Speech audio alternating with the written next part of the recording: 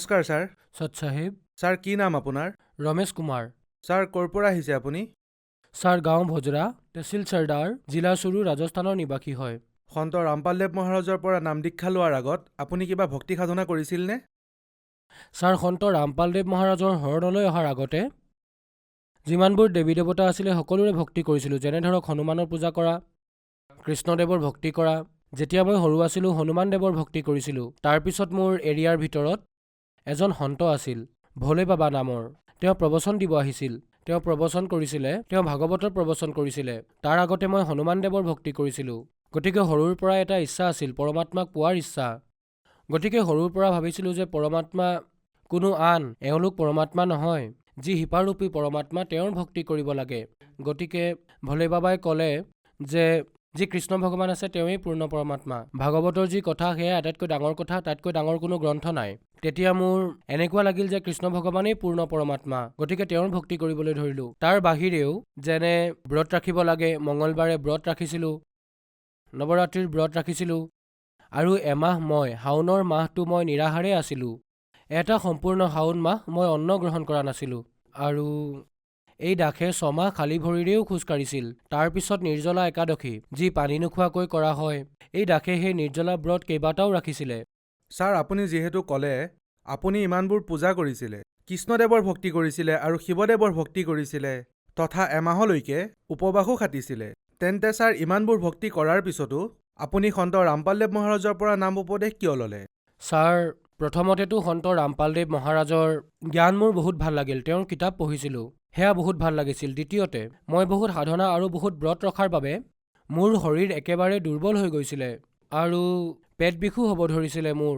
আৰু ঘৰতো বহুত অশান্তিৰ সৃষ্টি হৈছিলে, যেনে ঘৰত হাই কাজিয়া কৰা, আৰু মোৰ খঙো বহুত উঠিছিলে।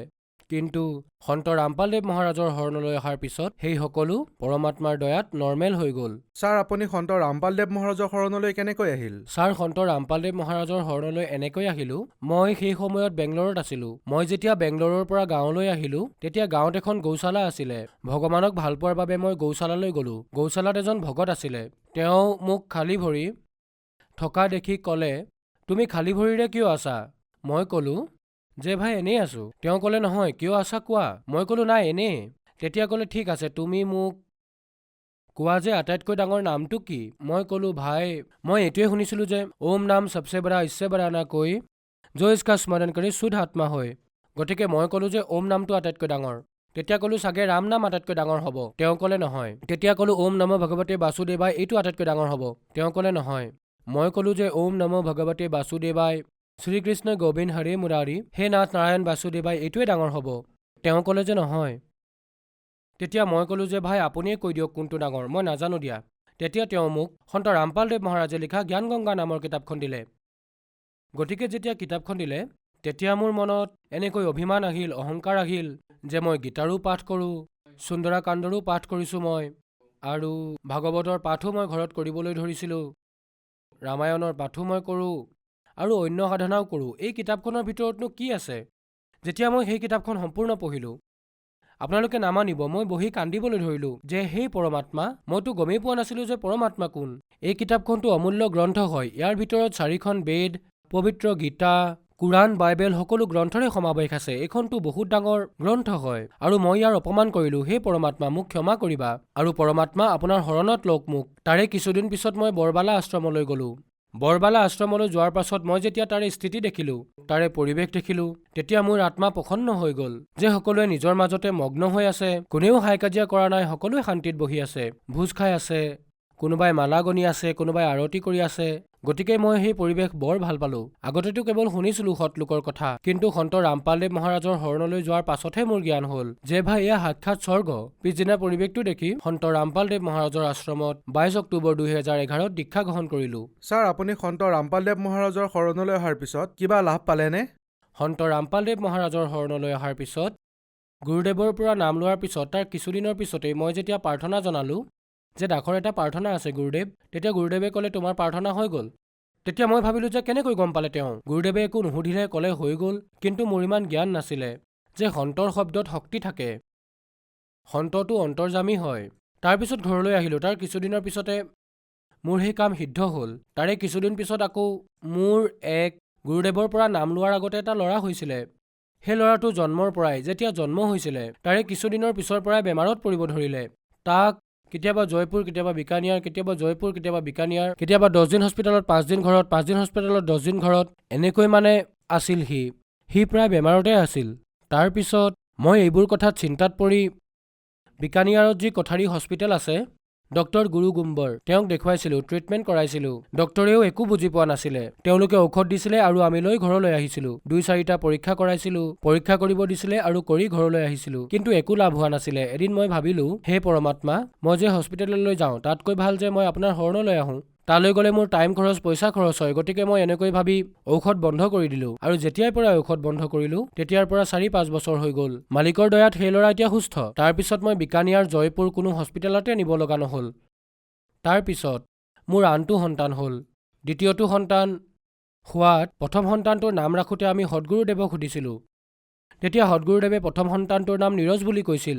দ্বিতীয়টোৰ নাম যিহেতু ল'ৰা হ'ল, ল'ৰাটো হোৱাৰ আগতে মই মনতে ভাবিছিলোঁ যে যিহেতু গুৰুদেৱে প্ৰথমজনৰ নাম নীৰজ ৰাখিছে, নীৰজ কমলৰ সমাৰ্থক শব্দ। কমলৰ সমাৰ্থক শব্দ নীৰজ আৰু পংকজ হয়। যিহেতু দ্বিতীয়টো ল'ৰা হ'ল, গতিকে ভাবিলোঁ পংকজে ৰাখি দিওঁ, মোৰ মনলৈ আহিল। গতিকে দ্বিতীয়টো ল'ৰা হোৱাৰ পিছত মই গুৰুদেৱক প্ৰাৰ্থনা জনালোঁ যে গুৰুদেৱ, এই দাসৰ এটা ল'ৰা হৈছে, এটা নাম কওক। তেতিয়া গুৰুদেৱে মোৰ মুখৰ ফালে চাই ক'লে, পংকজ নাম ৰাখি দিয়া পুত্ৰ। তেতিয়া মোৰ বহুত ভাল লাগিল, কাৰণ যি নাম মোৰ মনত আছিল সেই নামেই গুৰুদেৱে কৈ দিলে। সংসাৰত কোটি কোটি নাম আছে, কিন্তু মোৰ মনত যিটো নাম আছিলে গুৰুদেৱে সেই নামেই থলে ল'ৰাটোৰ। গতিকে এইটো এটা চমৎকাৰ হ'ল। তাৰ পিছত তৃতীয়টো ডেলিভাৰী হ'ল। তৃতীয়টো ডেলিভাৰীত 2টা সন্তান হ'ল যজা। প্ৰথমটো ডেলিভাৰী নৰ্মেলে হৈ গ'ল ল'ৰাটোৰ। দ্বিতীয়টো সন্তানৰ ডেলিভাৰী হোৱা নাছিল। দ্বিতীয়টো সন্তানৰ ডেলিভাৰী নোহোৱাৰ বাবে 1 ঘণ্টাই হৈ গৈছিলে। 1 ঘণ্টালৈ ডেলিভাৰী নোহোৱাত নাৰ্ছে কৈ দিলে যে এই বাচ্ছাটোৰ ডেলিভাৰী ইয়াত নহ'ব, আপুনি আন ঠাইলৈ লৈ যাওক। মোৰ লগত মোৰ মা আছিলে। তেওঁ ক'লে যে এই অৱস্থাত আমি তাইক ক'লৈ লৈ যাম? ক'লে বিকানিয়াৰ বা আন ঠাইত ক'ৰবাত লৈ যাওক, এই ডেলিভাৰী কৰাব নোৱাৰিম আমি। এই অৱস্থাত আমি ক'লৈ লৈ যাম তাইক? কিবাকে হ'লেও ডেলিভাৰী কৰাওক। ক'লে সন্তানটো নাবাচিব। ডেলিভাৰীটো বাৰু কৰাই দিম, কথা নাই, সন্তানটো নাবাচিব। মোৰ মা আৰু আনে ক'লে যে কোনো কথা নাই, আপুনি ডেলিভাৰী কৰাওক। আৰু নাৰ্ছে ক'লে যে আপুনি আপোনালোকৰ পৰমাত্মা ভগৱানক মনত কৰক। তেতিয়া মোৰ মায়ে ক'লে যে সন্ত ৰামপালদেৱ মহাৰাজ আমাৰ লগতে আছে, আপুনি চিন্তা নকৰিব, আপুনি নিজৰ কাম কৰক। তাৰ পিছত 1 ঘণ্টাৰ পিছত যেতিয়া ডেলিভাৰী হ'ল, তেতিয়া আমি সন্তানটো লৈ হস্পিটেললৈ লৈ গ'লোঁ। গণপতি নাৰ্ছিং হোম, এখন প্ৰাইভেট হস্পিটেল হয়, চৰ্দাৰ চাই, তালৈকে লৈ গ'লোঁ।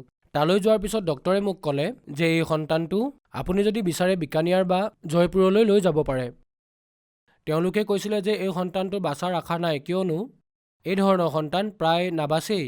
তেতিয়া ক'লোঁ যে কোনো কথা নাই, আপুনি ট্ৰিটমেণ্ট আৰম্ভ কৰক। সন্ত ৰামপালদেৱ মহাৰাজ আমাৰ লগত আছে, আপুনি চিন্তা নকৰিব, আপুনি ট্ৰিটমেণ্ট কৰক। আপোনাৰ কাম হ'ল ট্ৰিটমেণ্ট কৰা, বাকী পৰমাত্মাৰ ওপৰত এৰি দিয়ক। তাৰপিছত ডক্টৰে ট্ৰিটমেণ্ট আৰম্ভ কৰিলে। 3 দিনলৈকে একো খোৱা নাছিলে সন্তানটোৱে। 6 দিন হৈ গ'ল। তাৰপিছত মোৰ পত্নীয়ে, তাই ক'লে আপুনি এবাৰ গুৰুদেৱক প্ৰাৰ্থনা জনাওক।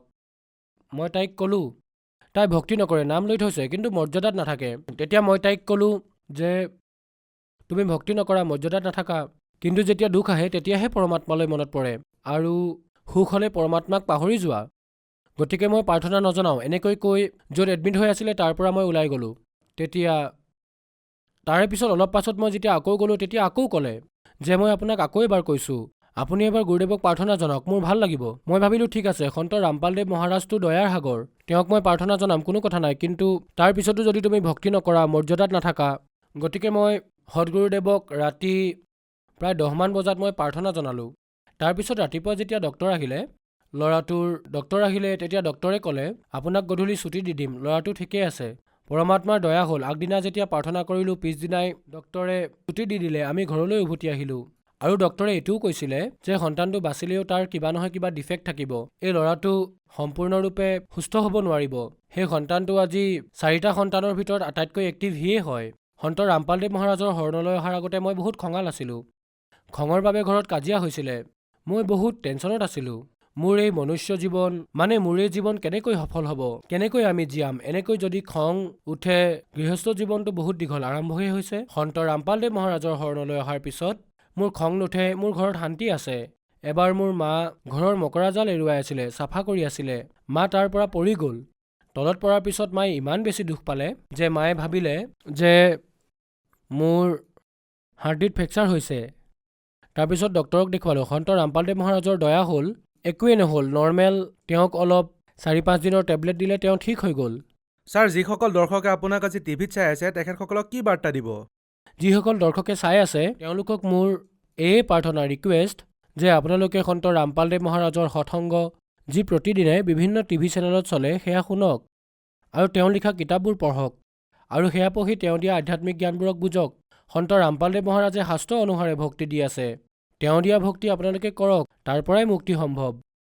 আপোনালোকৰ ঘৰত যিকোনো বাধা থাকক বা শৰীৰত ৰোগেই থাকক, সেয়াও পৰমাত্মাৰ দয়াত সন্ত ৰামপালদেৱ মহাৰাজে দিয়া ভক্তিৰে সেয়াও ভাল হয় আৰু ঘৰৰ অশান্তিও আঁতৰ হয়। ছাৰ, যিসকলে সন্ত ৰামপালদেৱ মহাৰাজৰ পৰা নাম দীক্ষা ল'ব বিচাৰে তেওঁলোকে সন্ত ৰামপালদেৱ মহাৰাজৰ পৰা কেনেকৈ নাম দীক্ষা ল'ব পাৰিব? ছাৰ, সন্ত ৰামপালদেৱ মহাৰাজৰ সৎসংগ বিভিন্ন টিভি চেনেলত আহে।